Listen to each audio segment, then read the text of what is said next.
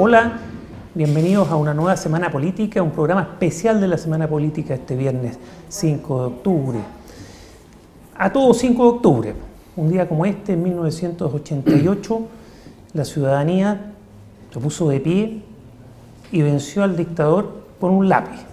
Así dice la historia, con muchas complejidades, y justamente estamos acá para hablar de esas complejidades, no solo para hablar de lo epopeico, de lo épico de ese día, sino que para hablar de política.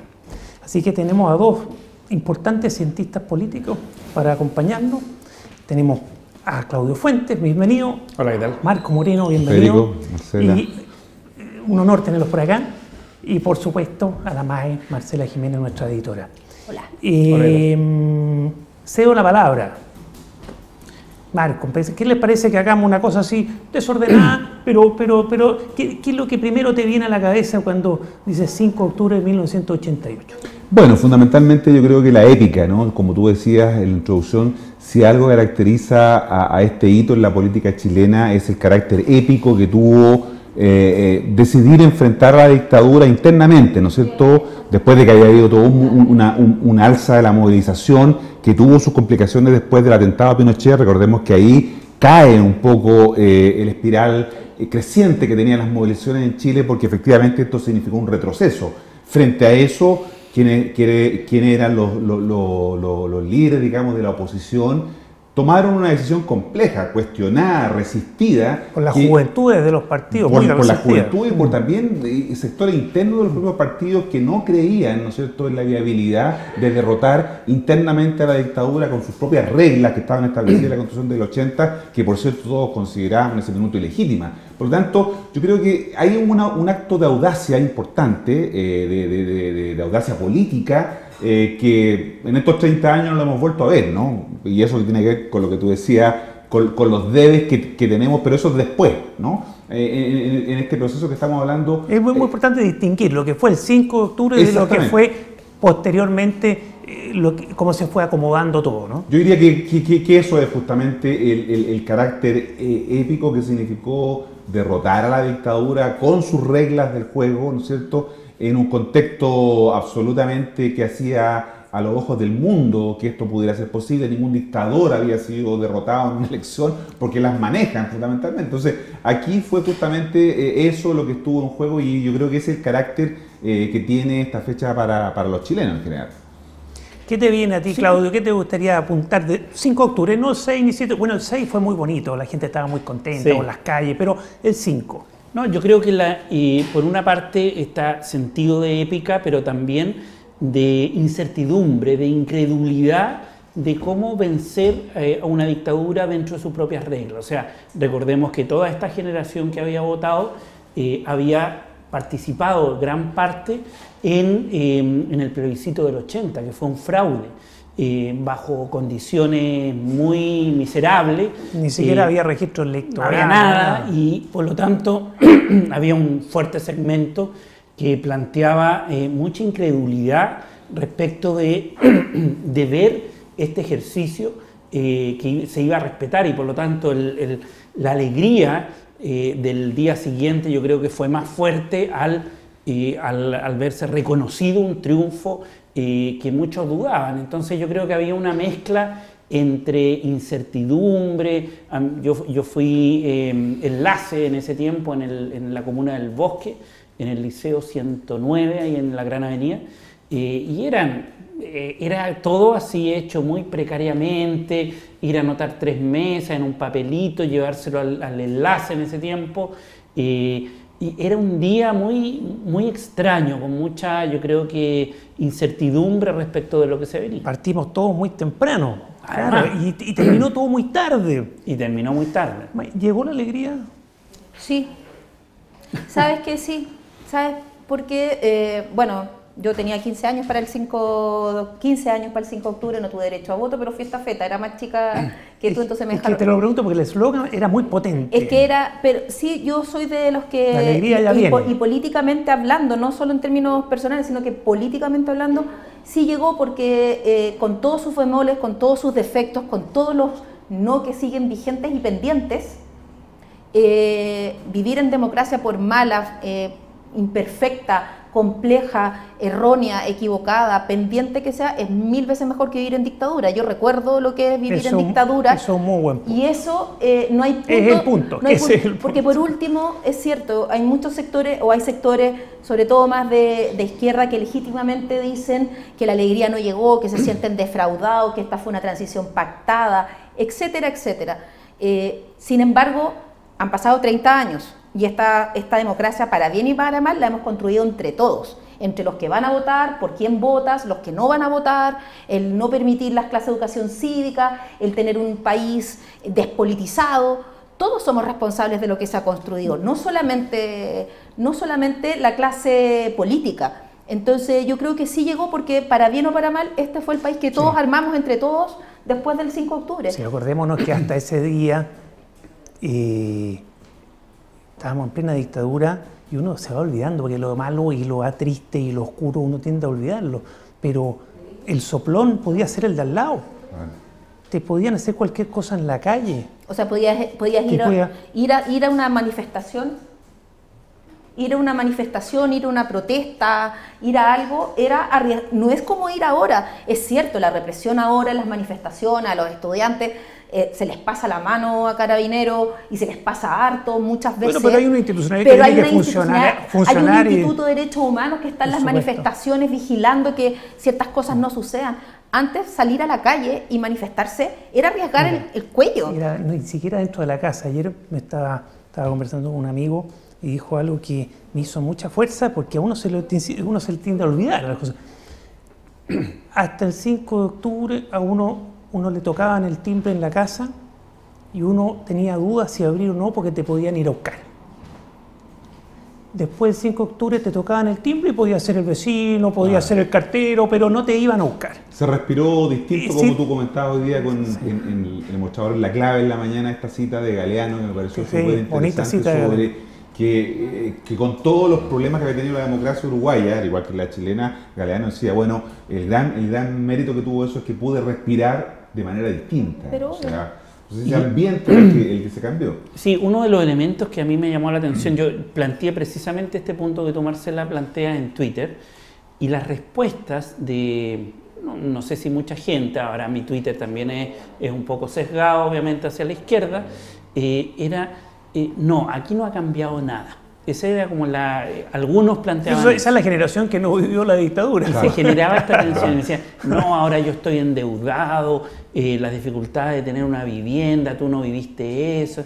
Y en realidad, cuando uno va para atrás, es impresionante, primero, los niveles de pobreza que habían, los niveles de endeudamiento, 40 y tantos por ciento las dificultades para adquirir una vivienda, o sea, las condiciones materiales de ese momento. Pero eso no es nada al lado del miedo que había. Y es que las dictaduras generan miedo, y con justa razón, porque matan gente, hay sapos, hay soplones, es una institucionalidad del miedo. Yo creo que la gente que dice eso, que no ha cambiado nada, no sé si tú compartes esa opinión, Claudio, pero yo creo que la gente que dice que no ha cambiado nada, que no se ganó nada, es gente que no vivió, que no se acuerda, que no vivió lo que era vivir en dictadura. Pero eso me lleva a la pregunta de si hemos fallado como sociedad de transmitir qué era una dictadura. Por eso es lo bueno de que estemos en este momento celebrando, dicen algunos, conmemorando, la palabra que queremos ocupar, 5 de octubre, porque como que se había perdido en la noche de los tiempos, ¿no? Totalmente. Pero lo que hay que hablar del 5 de octubre. El 5 de octubre fue importante. Lo que dice la Marcela es cierto, porque hay sectores en la sociedad chilena, yo escribí una columna en El Mostrador precisamente,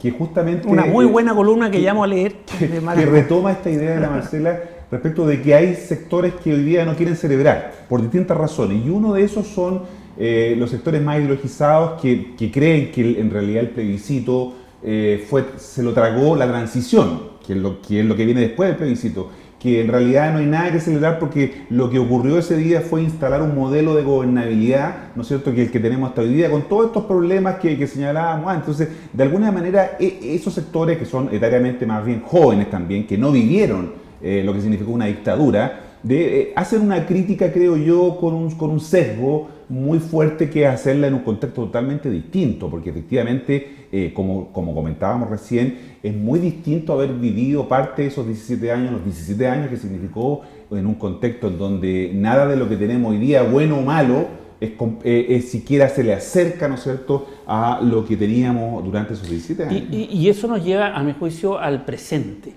Porque lo que vemos hoy día como celebración, recuerdo del 5 de octubre, es una división dentro de la derecha de, bueno, ¿estás o no estás con el sí, con el no? Y una división dentro de la centroizquierda. Los arrepentidos y los que siguen todo igual. este espectáculo que hemos tenido de si celebrar, no celebrar, con quién celebrar, etcétera, todo ese que yo lo encuentro bien patético, bien dramático, o sea, me da pena. A mí tengo una sensación de pena respecto de esto de con el PC, sin el PC. Pero mira, yo creo que si eso te refleja una división ideológica todavía muy presente, muy a flor de piel, de lo que es el pasado, cómo el pasado nos acompaña en el presente. Pero no hay Pero es una normal, disociación. pero si uno quiere, Sí, si uno quiere ver el vaso medio lleno, en definitiva, se está hablando del 5 de octubre. Sí, Vuelve a la mesa, es un hito, fue un hito en ese sentido epopéyico, épico, donde se venció al dictador, porque si no hubiera pasado el 5 de octubre, hubiera seguido 8 años más Pinochet. Lo que te hubiera cambiado completamente el cuadro político, y los que hoy día se olvidan del 5 de octubre o critican lo que pasó después, algunos con muy justa razón. O sea, hay que recordar que gente murió después del 5 de octubre, hasta que asumió el gobierno. Hubo gente que siguió siendo asesinada en este país. Yecar Meme, claro, por ejemplo, gente pudo volver a Chile que estaba exiliada. Pero eran los estertores de la dictadura, claro, que seguía moviendo la cola. O sea, pero ya cambió el ánimo. A lo que voy yo, que con el 5 de octubre y todo, siguieron eran los estertores. Imagínate que no hubiera ganado el no, lo que hubiera sucedido. No, hubiera seguido la dictadura en la práctica, por muy institucionalizada que hubiera sido, ¿no? O sea, de hecho, la DINA siguió operando después de la transición. Sí. O sea, siguieron los procesos. Desarticular a los organismos de seguridad fue muy difícil. Exacto. Yo les quería preguntar algo, que es la sensación que tengo, bueno, no solamente hoy día, sino que hace mucho tiempo, a raíz de lo que tú planteabas de esta pelea rasca, así que sí con el PC, no con el PC y todo, yo creo que hay una disociación, por decirlo de alguna manera, entre lo que es el mundo político y lo que es la ciudadanía, de cómo tienen entendido, sienten y viven, por ejemplo, un día como hoy. Yo hoy día me desperté, bueno, aparte de todos los recuerdos de la semana y que surgieron fotos, videos, documentales y todo, lo que más he visto hoy día en redes sociales, por ejemplo, es todo el mundo contando su propia historia. Sí, es como un terremoto, todos tenemos nuestra historia de ese día, ¿no? Claro, pero de sentirse, yo creo que es el 5 de octubre y la gracia que tiene en la gente, no en los políticos, en nivel ciudadano, es que la gente muy pocas veces en este país se siente parte. Bueno, eso ocurrió, mira, qué buen punto. Protagonista absoluto. Sí, ¿sabes lo que pasó el 5 de octubre? Que la gente salió a la plaza. Porque eso fueron las colas de votación. La gente estaba en la plaza con mucho miedo, desconfianza de que le iban a desconocer el voto, que lo iban a filmar, que lo iban a torturar después. Y ahí estaba, en la plaza, y por eso hay recuerdos comunes. Por primera vez en 15 años hay recuerdos comunes. Por 15 años de dictadura no hubo recuerdos comunes. Y por eso yo creo que el debate sobre el 5 de octubre se transformó en la última semana a nivel político en quién era el dueño del 5 de octubre. Es la campaña y los publicistas de la campaña de la franja, era Elwin, era la DC, era el PC, etc. Versus la ciudadanía, que dice, esto fue un esfuerzo colectivo. Y yo creo que esa tensión entre los dueños, llamémoslo, y además puros hombres, y todos de Santiago, versus un país en regiones, indígenas, mujeres. Claro, qué buen punto. Un país que se puso de pie, que se fueron a inscribir a los registros electorales. Nos fuimos a inscribir a los registros electorales uno a uno. Entonces, como que olvidamos una dimensión colectiva, que es lo que tú planteabas. La plaza pública. Claro, pero y eso es lo que permitió, del proceso. Lo que permite hoy día, como decía Marcela también, que mucha gente se reconecta con esa emoción. Porque, claro, esa emoción a lo mejor la vivimos los que nos tocó participar o teníamos edad de participar en esa época, pero hay mucha gente joven que no vivió esa época, pero yo creo que las redes sociales, por ejemplo, los programas, todo lo que se ha hecho durante las semanas previas, han permitido reconectar con esa emoción, que es la emoción que tuvieron los que vivieron ese momento. Entonces, esa emoción se ha logrado transmitir, yo creo que ha creado un clima que esperemos que se refleje hoy día en la tarde, a lo mejor en el acto que va a haber, porque la verdad que el acto que hubo hace poco rato en La Moneda tuvo bastante poco, ¿no es cierto?, de celebración de esa fecha. Es que el acto que hubo en La Moneda hace una hora que terminó, tenía otro objetivo. Que por lo que tú contabas antes de empezar el programa, no fue nadie de la oposición. No fue nadie, solo la derecha. No fue nadie. Y era complejo que fuera alguien de la oposición. No, si no había nadie, pero hubo una presión para que fuera... Pero seamos honestos, o sea, este gobierno ganó legítima y democráticamente. Eso no está en discusión. Implementan un programa de gobierno que es el que ellos quieren, son la derecha sin complejos. Todo eso está bien porque está dentro de una democracia. Pero todo el entorno del presidente Piñera era gente que estuvo por el sí, que no solo estuvo, lo defendió y al estar abrazo por el sí, estaba por Pinochet. Exacto, había un tema moral, como decía Carlos Peña hoy día. No era, el no era un tema sobre el futuro también, era un tema sobre el pasado. ¿En qué posición moral te ponías tú en relación a la dictadura? Pero la derecha no tiene relato sobre el sí. Es curioso porque... No, porque le está tratando de dar ahora. Pero la centroizquierda reconstruyó un relato con el tema de la renovación. Uno puede estar de acuerdo, no, la centroizquierda se renovó, llegó a acuerdo la democracia cristiana que había sido parte a favor del golpe, pero se reconstruyó eso. En cambio, hoy día lo que tenemos son visiones sobre la participación de la derecha, pero no hay un relato. Porque recordemos que, a pesar de que perdieron el 5 de octubre, siguieron apoyando a Pinochet hasta el año 1998 cuando fue detenido. Entonces uno dice, o mucha gente de la derecha puede decir, no, es que yo no supe lo que pasó, y lo supe después del 88. Sin embargo, hubo una procesión de líderes, entre ellos el presidente Piñera, que fueron a Londres a donde estaba cautivo pero Pinochet. Por eso, entonces, la derecha se operó de Pinochet en el caso Rix. Pero el 2003. El 2003 no fueron los derechos humanos, fue la plata lo que dividió a la derecha con Pinochet. El punto es que yo creo que la derecha no puede tener un relato alternativo. O sea, el único relato posible para esa derecha que votó que sí es que apoyaron a Pinochet. O sea, que nos equivocamos, eso es el único claro, que tiene que decir. Y no lo han dicho. Y lo que tratan. Ahora, veamos también el lado medio lleno. Es decir, igual están tratando de subirse a una fecha que es muy importante para el país. Ellos perdieron, pero están entendiendo, y lo que proyectan, de que el 5 de octubre en realidad perdieron, pero fue importante.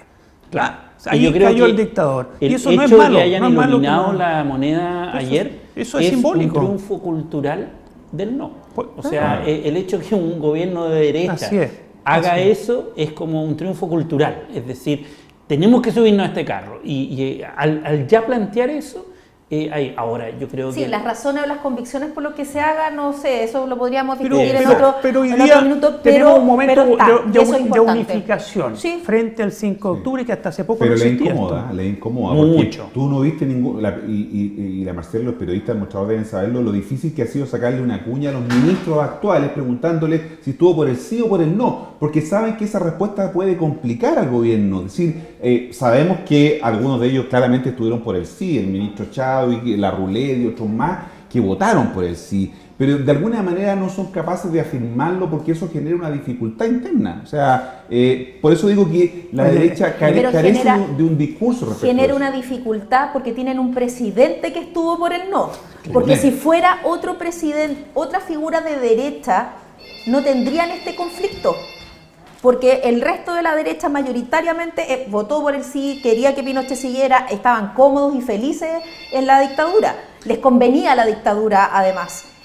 Piñera votó por el no y es eso lo que genera, porque él es el que es una de las pocas situaciones en las que Piñera puede diferenciarse moralmente del resto de su propia coalición y él siempre ha hecho la diferencia, toda la vida. Hoy día ponía en Twitter la foto de La Nación que pone... el día de hoy es como la decisión es entre democracia y socialismo. Eso es lo que pone en La Nación el 5 de octubre del 88. Que el operando para Pinochet. Porque el socialismo era sinónimo de lo peor del mundo mundial. Claro. Pero esa tensión yo creo que en parte de la derecha hoy día sigue estando. En los marxistas, el socialismo, la izquierda, esa noción... Bueno, la derecha tiene ese discurso. Pero como sea oficialmente hoy día la derecha fundamentalmente porque el presidente es Piñera y es un hombre que votó por el no. Como sea, hoy día el 5 de octubre lo reconocen como un hito importante que permitió volver a la democracia.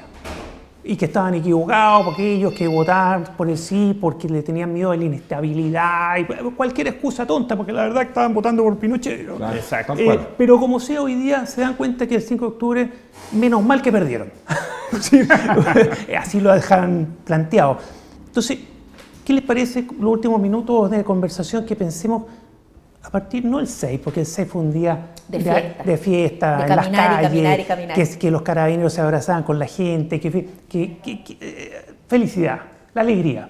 Pero a partir del 7, 8 empezaron a pasar cosas y hoy día, claro, hay mucho juicio crítico de cómo se manejaron las cosas, porque asumieron el liderazgo de este triunfo los políticos que habían sido derrotados, los humillados, los perseguidos, los señores políticos. Los señores políticos, oye, como decía Pinochet, que venían con muchas ganas de poder, pero venían golpeados, paliados, cansados, asustados.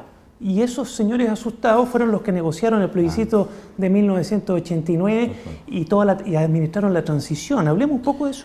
Sí, yo quería colocar dos temas. Uno, yo creo que fue clave del día después, la elección de Elwin y el proceso que vivió entre octubre y febrero del 89, donde hubo una elección fraudulenta en la democracia cristiana que llevó a Elwin al poder. O sea, fue un fraude asociado al Carmen, lo que se llama el Carmen Gate. Le quitaron el triunfo a Gabriel Valdés. Le quitan el triunfo a Gabriel Valdés, fue una operación política del elwinismo, y ahí empiezan a, lo que tú decías, la vieja política, la política en serio, empieza a salió de la calle para llegar a los salones. A los salones, claro. Ese es un primer... y como misión desarticular el movimiento social. Claro. Eso duró hasta... Claro, porque eso fue después del 11 de marzo. Cuando gana Elwin, asume el 11 de marzo como que el último momento de este colectivo y de masa es cuando Elwin asume y se pone la banda. Pero ya el 89, pero ya después ya se desarmó todo y ese fue el gran error y el gran pecado. Sí, pero ya de el la 89 los dirigentes que se estaban haciendo cargo de empezar la transición ya estaban apaciguando, ya estaban desarticulando. Pero la gran pregunta es si era viable la salida de Pinochet de la comandancia en jefe del ejército. Yo siempre me he preguntado si eso a lo mejor, y ahí es donde estuvo la negociación y lo que ha cuestionado un poco la transición, ¿no? que se asocia con la transacción, porque se cedieron muchas cosas y una de esas, la más importante, era que Pinochet permaneciera en la comandancia en jefe del ejército. Entonces, la pregunta es si había condiciones o no para haber negociado de manera distinta. Yo creo que no. Yo creo que no había condiciones y el plebiscito de julio del 89 yo creo que lo refleja. ¿Qué pasó? La Concertación hace una propuesta a Cáceres, una propuesta de reforma constitucional que involucraba una serie de elementos y el régimen militar no lo acepta. Sacar el octavo transitorio. Y ahí viene, y muchas cosas más, no lo acepta. Sacar los senadores designados, cambiar el Consejo de Seguridad Nacional, todo. Y lo que pasó ahí fue que ahí viene la famosa reunión de Lagos con Elwin, están en la reunión de la Concertación y Lagos dice, no tenemos que aceptar esto. Y Elwin dice que sí. Y ahí se produce una tensión y Lagos quedó placé en el fondo. Se acepta ir al plebiscito, bajo un plebiscito muy limitado, pero se aceptó porque el 89. El 89. La Constitución. Pero ese no fue una negociación, no fue una transacción, fue una imposición de Pinochet. Él definió los términos de qué se iba a llamar a votar y ahí no tuvo nada que ver la Concertación. Yo lo que recuerdo, yo creo que era imposible que los primeros años todo el gobierno de Elwin hubieran podido de alguna forma negociar que Pinochet no estuviera. Yo recuerdo, no sé, el ejercicio enlace, el boinazo, sí, claro. y cómo eso estaba conectado con temores muy profundos de la Muy gente. profundo. O sea, yo me acuerdo, no sé, estaba llegando de clase y me llama mi mamá muy asustada, así como, hay ruido de sable. Y yo, ¿qué es eso? Así como, ¿de qué me estáis hablando? Y era el ejercicio del enlace. Y ella estaba muy asustada y la gente en general se asustó mucho. Se jugaba mucho con ese miedo, esa posibilidad que era tan frágil que en cualquier minuto podía pasar algo. Podían volver. Pero yo creo que fue un exceso, por ejemplo, que estuviera hasta la mitad del gobierno, o sea, hasta el 98. O sea, Como a senador lo mejor el designado, gobierno claro. de Elwin era entendible, pero ya después Ahora, en el gobierno de además Frey, que eso uno podría negociar, si todos somos generales después de la batalla, pero la verdad es que se fue bastante blando, porque una cosa es negociar lo de Pinochet, que era el punto Exacto. medular, pero lo otro se negoció incluso no revisar las privatizaciones. Exacto. Así es. Sí, era perfectamente revisable, porque además te influía en el poder para adelante. Porque No, ahí está concentrado el poder económico. Si el poder económico se reinventó, las fortunas se reinventaron durante Pinochet, Claro. en gran parte con las privatizaciones. Es que ahí hay dos elementos adicionales. Uno, los actores empresariales, yo creo que jugaron un rol en la transición apoyando a Pinochet. Y que eran empresarios políticos, claro. Exacto, y Sí. apoyaron a Pinochet firmemente y en el modelo de transición definido por Pinochet, o sea, eso está claro. Y la otra movimiento fue la Iglesia Católica. Sacaron a todos los curas más progres y Los curas rojos. se convierte en una Iglesia Católica hiperconservadora. Eso fue durante Elwin, más o menos, Eso ¿no? fue como el Elwin, 90. Frey. Claro, hasta inicios del gobierno de Lagos. Exacto, con Oviedo. Lagos, el gobierno de Lagos, yo recuerdo muy bien que hubo un hito muy importante, no solo en materia de derechos humanos, que fue la mesa de diálogo, sino que, me lo recuerdo, yo lo reporté mucho ese tema, que Lagos en esta mesa de diálogo puso a la Iglesia Católica, pero puso a los evangélicos, a los masones, a los judíos, puso a todas las fuerzas morales. No, y los puso en igualdad de condiciones a la Iglesia Católica. Le quitó a la Iglesia Católica esta condición que tenía, que pauteaba a la moneda y la política a través del mercurio, sacaban una declaración el obispo y todos Claro. cuadraditos detrás y le hacían caso. Pero muy temprano, al inicio de la transición, la Iglesia dice ya, el tema de los derechos humanos queda en la Comisión de Verdad. Bueno, se fue Justicia.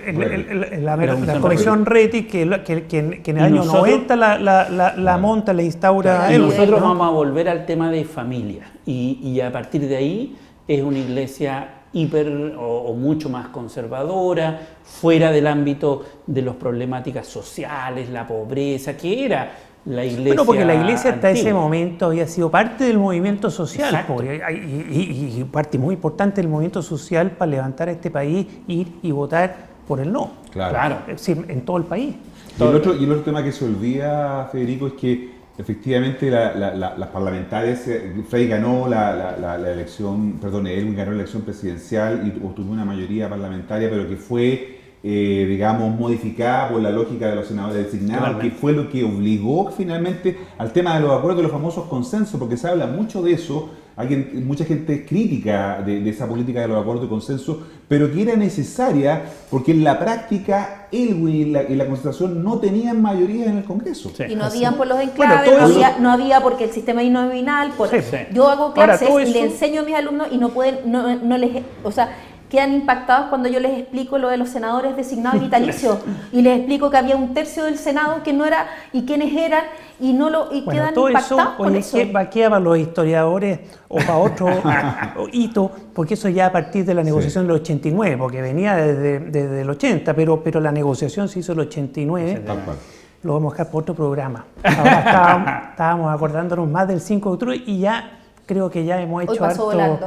oye, harto rememoranza. La detención de Pinochet, que es el otro hito que se celebra pronto. Yo diría que ese es el punto. Cuando venga ese hito, creo que hay que empezar a 16 de octubre. analizar desde el 89 para adelante, porque está el tema de los senadores designados, del sistema binominal, de no realizar las privatizaciones, todo lo que fue mucho más allá de dejar a Pinochet de general en jefe, sí, fue mucho más que pero eso. para ya que vamos cerrando, a mí me gustaría dejar, yo insisto en esto, que el 5 de octubre tiene una connotación especial a todas otras fechas. El golpe fue algo que le sucedió a la ciudadanía, donde no tuvo arte ni parte, le sucedió al país, pero el 5 de octubre fue algo que les pertenece, más allá de posibles negociaciones, de acuerdos, de que si Estados Unidos estaba o no estaba apoyando, etcétera, etcétera, el 5 de octubre fue algo en que toda la gente fue colectiva y fue algo que les pertenece. Y yo creo que por eso estos 30 años han sido tan emotivos y movilizadores en términos de recuerdo, porque la gente se siente parte, es de las pocas cosas que les pertenecen en este país. Gracias, Marcela. Gracias, Claudio. Muchas gracias a ustedes. Gracias, Marco. Gracias. Nos vemos próxima semana, en nuestra semana política. Chao.